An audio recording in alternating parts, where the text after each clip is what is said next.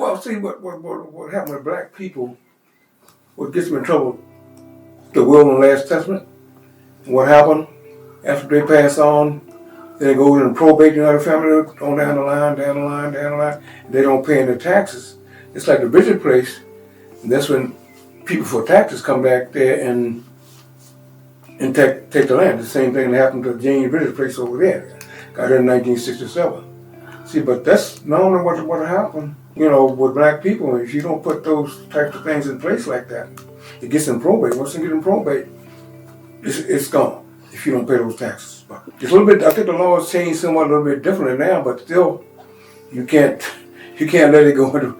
You got to make sure that you protect it and pass it on. Like I have all of mine into a trust. Everything into a trust, recorded down the county, everything. A little expensive, but that's the best. You put everything into a particular trust, but and blacks own all through here, all over there. After they once pass and go on, it goes into that probate, and once they go into that, yeah, it takes an awful lot of. Those lawyers cost a lot of money. The families who were there were taught by their families to buy land, to acquire land, and hold it. And they did.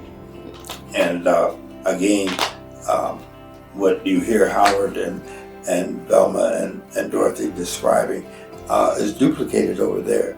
And much of that land is still in the hands of folk.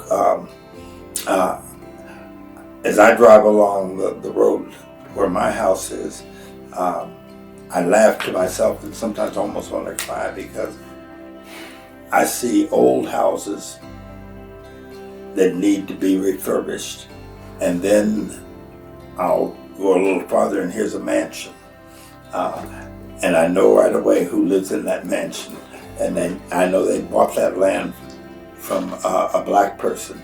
And until recently, and I would expect it's the same thing up here, the cost of the land was what we would consider very cheap.